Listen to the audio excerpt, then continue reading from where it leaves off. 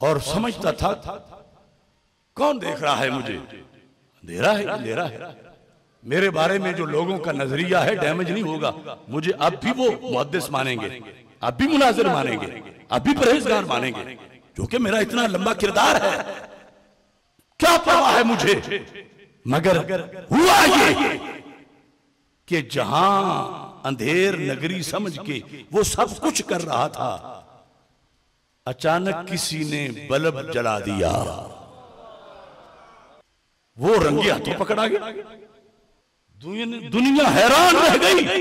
ओ जिसको हमने इतना सूफी समझा हुआ था ये ऐसा है, वो जिसको हमने इतना बड़ा पहरेदार बनाया हुआ था ये इतना बड़ा डाकू है। बल्ब जलते ही लोगों के तेवर बदल गए। जो पहले हाथ चूमते थे उन्होंने लित्तर परेड शुरू कर दी। अब उन बंदों को जो फौरन कोई कुल्हाड़ा लेके दौड़ा, कोई डंडा लेके बढ़ा, किसी ने जुबान से मुर्दाबाद कहा, किसी ने उसे जानी और बदकार कहा। अब इसमें किसका दखल है?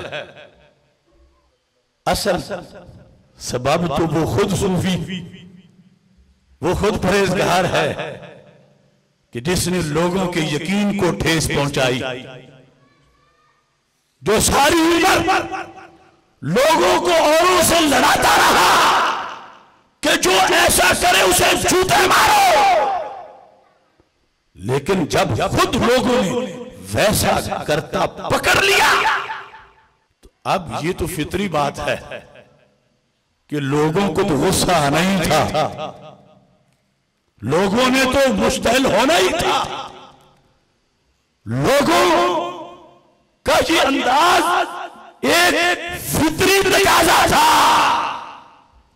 ये तो बड़ा डाकू है, मुजरिम है, इसने हमें धोखे में रखा। मैं कहता हूं और अल्लाह का शुक्र अदा करता हूं कि इस अंधेर नगर में उसने मुझे बल्ब लगाने की तौफीक दी। उनसे गंजे बख्श से पहले मैंने 3 सेमिनार करके कश्फुल महजूब से दाता साहब के अकीदे बताए, ये छपवा के हुकूमत को दिए और हुकूमत से मुतालबा किया कि जिनके अकीदे में दाता साहब काफिर बनते हैं वो क्यों मुंह उठा के दाता साहब पे आते हैं। दाता साहब अबू तालिब का ईमान नहीं मानते, कश्फुल महजूब में लिखा है, और जो कहे कि अबू तालिब का जो ईमान ना माने वो काफिर है, उसने दाता साहब को काफिर कहा। तो फिर किस मुंह से दाता साहब आया? ये एक मिसाल है।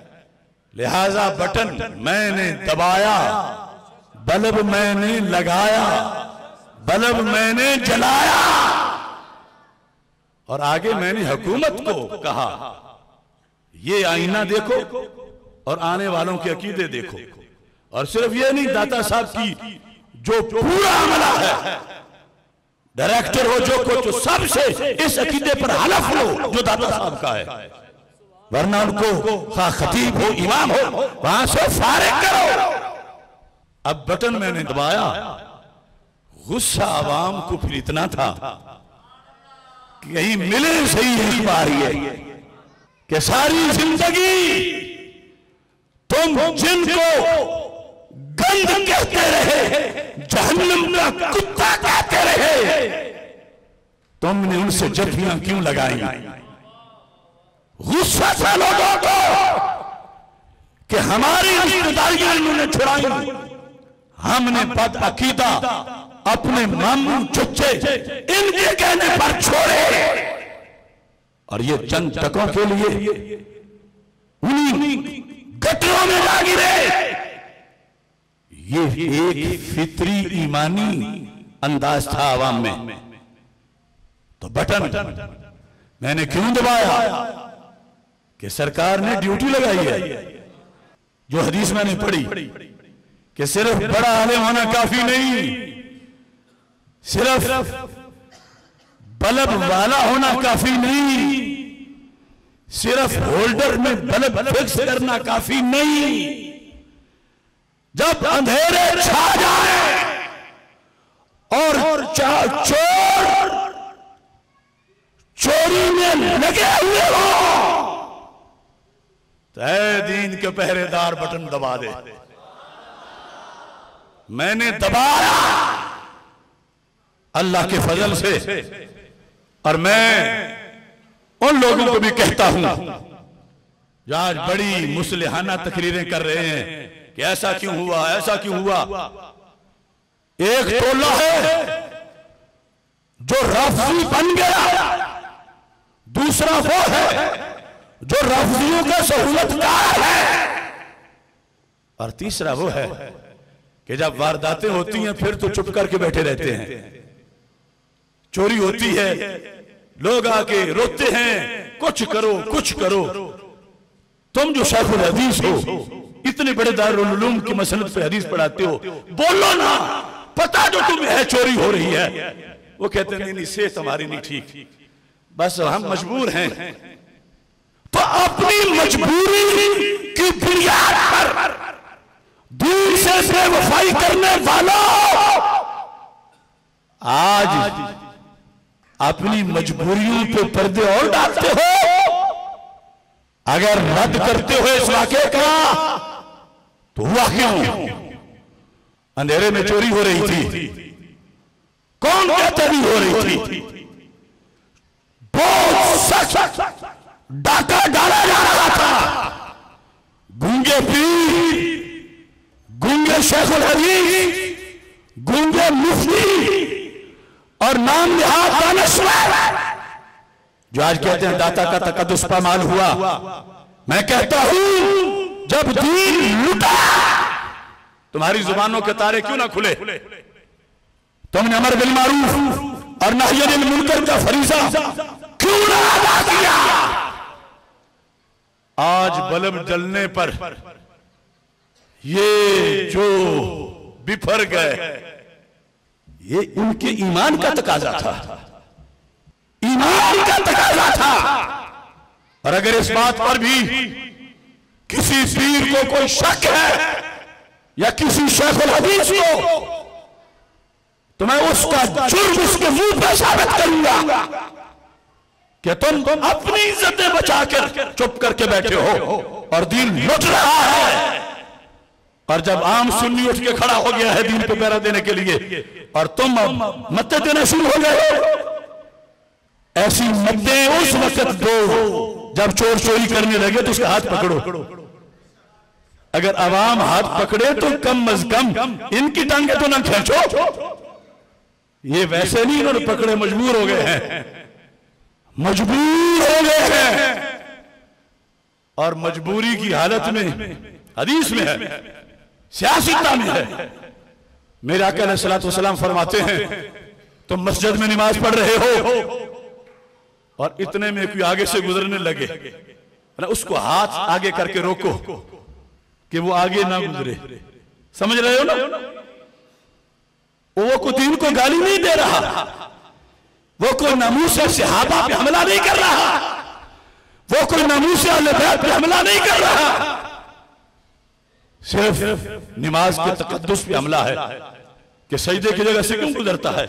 आगे हाथ करके रोको। सरकार फरमाते हैं अगर वो ना रुके फिर रोको, फिर भी ना रुके और उसको थप्पड़ मारो, वो शैतान है। ये हदीस है। तो नमाज में सिर्फ आगे गुजरने वाला, उसको सरकार ने शैतान कह दिया, और इधर नमाजी को नमाज में कैसे रसीद करो थप्पड़।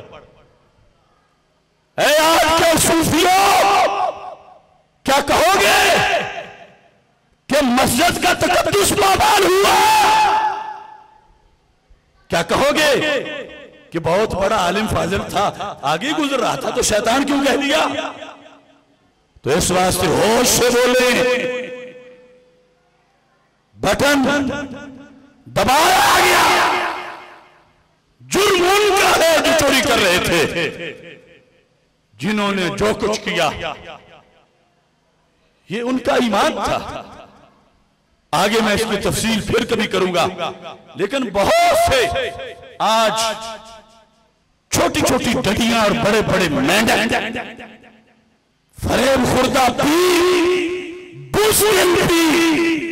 बुज़दिल से ज्यादा नशीन अवाम अहले सुन्नत को कोस रहे हैं। सलाम करो उन अवाम अहले सुन्नत को जिन्होंने उठ के लब्बैक का नारा ही लगाया है और क्या किया। लब्बैक के नारे से जो जले वो यजीदी होता है, या रसूल अल्लाह से जो जले वो नारी होता है। और यहां कुएं को मीनार और मीनार को कुआं कहा जा रहा।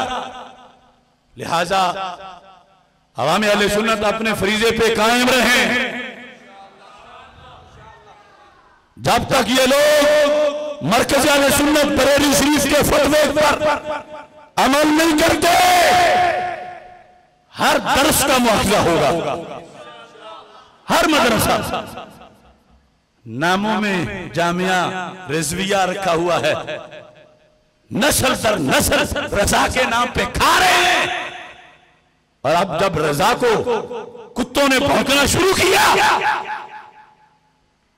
रजा के पाले हुए कुत्तों ने, तो ये अब चुप करके बैठ गए या उन गजूर सुन्नियों को बांध कर रहे हैं।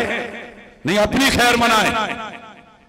जाग उठे हैं अहले सुन्नत, गूंज उठा ये नारा है, दूर हटो है रफजी पीरो, हर दरबार हमारा है। अमर बिल मारूफ और नही अनिल मुनकर का फरीजा सर अंजाम देते हुए हमारे 3 मुनाजिरीन ने हजरत मौलाना मोहम्मद उमर फारूक जलाली साहब, मुफ्ती मोहम्मद शाहिद इमरान जलाली साहब, साहबजादा हामिद मुस्तफा जलाली साहब, इन्होंने गोबर शाही फितने के खिलाफ, जो कादियानियत का दूसरा नाम है, इतना बड़ा गंध है वो, उनके खिलाफ उनकी आंखों में आंखें डाल के मुनाजरा जीत के, और फिर मुनाजरा जीतने में बरकत इतनी आई कि हारने वाले राह रास्त पे भी आ गए। तो मैं इन हजरात को खराज तहसीन भी पेश करता हूं, और साथ इनकी अभी दस्तार फजीलत भी होगी इस फतेह मुबीन पर। लब्बैक लब्बैक लब्बैक या रसूल अल्लाह, लब्बैक लब्बैक लब्बैक या रसूल अल्लाह, लब्बैक लब्बैक लब्बैक या रसूल अल्लाह, लब्बैक लब्बैक लब्बैक या रसूल अल्लाह, लब्बैक लब्बैक लब्बैक या रसूल अल्लाह, लब्बैक लब्बैक लब्बैक या रसूल अल्लाह, लब्बैक लब्बैक लब्बैक या रसूल अल्लाह, लब्बैक लब्बैक लब्बैक या रसूल अल्लाह, लब्बैक लब्बैक लब्बैक या रसूल अल्लाह, लब्बैक लब्बैक लब्बैक या रसूल अल्लाह, लब्बैक लब्बैक लब्बैक या रसूल अल्लाह, लब्बैक लब्बैक लब्बैक